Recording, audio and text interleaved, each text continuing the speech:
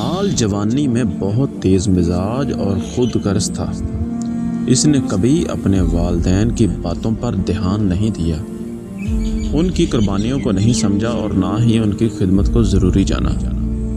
جب والدین بیمار ہوئے تو وہ بہانے بنا کر ان سے دور رہتا اور ان کی دیکھ بھال کی جو ذمہ داری تھی اس سے بھی کتراتا۔ بالآخر اس کے والدین یکے بعد دیگرے دنیا سے رخصت ہو گئے۔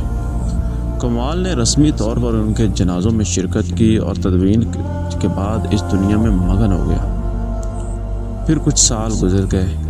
کمال نے خوب مال کمایا، دولت کمائی، بڑا گھر بنایا، دنیاوی عیش و عشرت میں ڈوب گیا، لیکن اس کے اندر ایک عجیب سی بے چینی رہنے لگی۔ راتوں کو اسے نیند نہیں آتی تھی، دن میں بھی وہ بے چین رہتا۔ اسے ہر وقت کچھ کھو جانے کا احساس ہوتا۔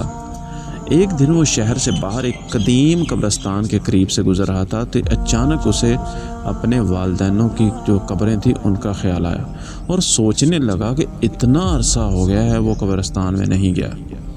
اس نے ارادہ کیا قبرستان جانے کا۔ قبرستان میں داخل ہوتے ہی اسے ایک عجیب سکون محسوس ہوا، جسے وہ ڈھونڈتا ہوا اپنے والدین کی قبروں تک پہنچا۔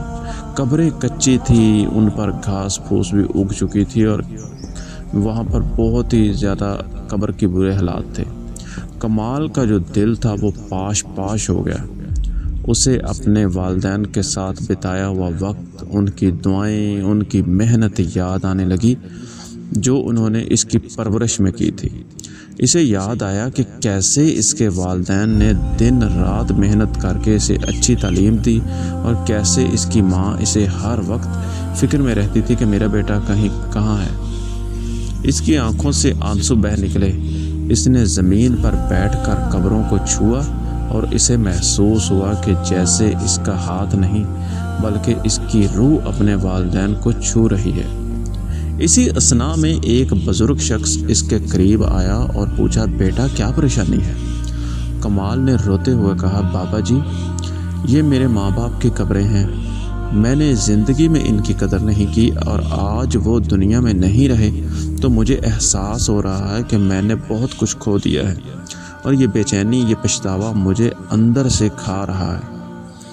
بزرگ نے نرمی سے اس کے کندھے پر ہاتھ رکھا اور کہا، بیٹا تم اکیلے نہیں ہو جو اس پچھتاوے میں ہو، اکثر لوگ ایسے کرتے ہیں۔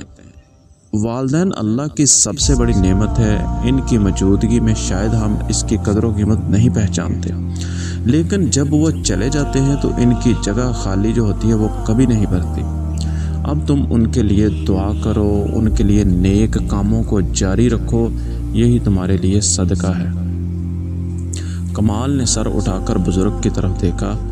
اسے ان کی باتوں میں ایک گہرا سکون محسوس ہوا۔ اس نے وہیں بیٹھ کر اپنے والدین کے لیے دل سے دعا کی، ان کی قبروں کے ارد گرد گھاس ہے صاف کیا، عہد کیا کہ آج کے بعد یعنی کہ وہ نیک کام کرے گا اور ہمیشہ اپنے والدین کے لیے دعا گو رہے گا۔ اس دن کے بعد کمال کی زندگی میں ایک مثبت تبدیلی آئی۔ اسے نہ صرف اپنے والدین کے لیے نیکی کے کام بلکہ دوسروں کے والدین کی عزت احترام بھی کرنے لگا۔ اب اس کے دل میں وہ بے چینی نہ تھی بلکہ والدین کے لیے دعائیں تھیں اور ایک گہرا سکون اور اطمینان تھا۔ تو ناظرین، اس کہانی کو سنانے کا مقصد یہی ہے کہ جن کے والدین زندہ ہیں وہ دنیا میں ہی ان کی خدمت کر لیں، بعد میں پچھتانے کا کوئی فائدہ نہیں، اور جن کے والدین اس دنیا میں نہیں ہیں وہ ان کے لیے نیکی کے کام کریں، نیکی کے جو ہے کاموں کو جاری کریں تاکہ آپ لوگ ہیں ان کے لیے صدقہ جاریہ بن جائیں۔ ناظرین، چینل کو ضرور سبسکرائب کیجیے گا۔ ملتے ہیں نیکسٹ نئی ویڈیو میں۔ السلام علیکم ورحمۃ اللہ وبرکاتہ۔